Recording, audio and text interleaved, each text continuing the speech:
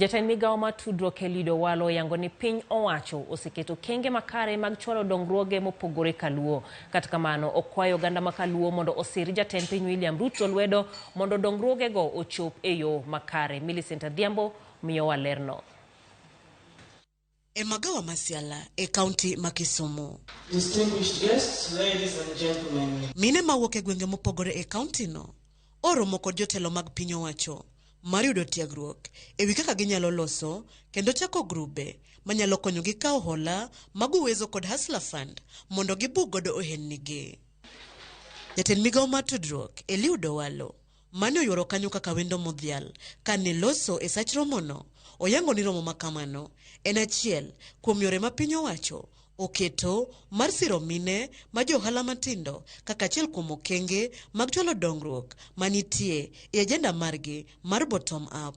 Ni wadwa ni mondo joma mine matimo ohala ong'e opportunities ma sirikal ni godo manyalo konyo joma mine koko ohala kendo kaka ginyalo yudo pesa mar timo ohala gogo.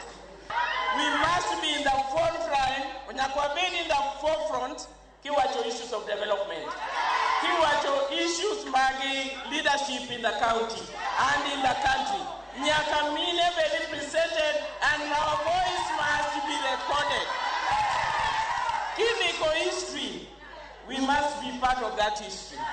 Of the women who have hard to make sure that our people and our women are liberated. Owalo bende omedo tielo moko kuom dongruoge mamoko ma ochan kelne mine kod rowere ma pachoka e yo machalo kamae.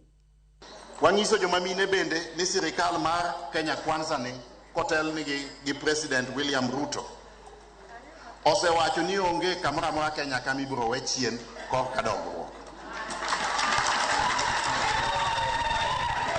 Sach siasa noserumo, gimonego watim sani en ng'iyo maslahi mar joma mine, joma kijende, yaka gi jodongo e grassroots kae.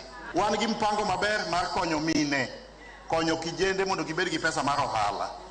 Motenore gi mano, komachielo e gwenge ma Ugunja, bod mochung' ne hola mar Uwezo Fund ogolo maloyo milion 3 mar puoyo grube 27 makono mosenyiso siniani kod tich maler e chenro mag kawo hola makamago. Shukran kwa komiti ya hapa, wamefanya kazi sana. Shukran kwa youth officer o youth development officer mwenye ni secretary wa hiyo komiti na wananchi kwa jumla kwa kulipa pesa. Leo hatutaki kusema ile mambo tuliambia tuseme mambo ni mangapi. Sasa mambo ni kukopa, kupata cheki kama leo na kulipa.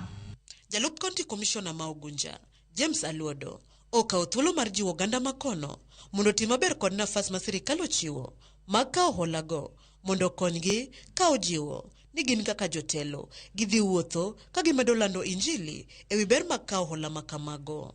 E seche ma magi dhi nyime, yangore ni grube mag rowere kod jok modak kod ng'ol ok tim maber ahinya e weche mag duoko holago ka gisekawo.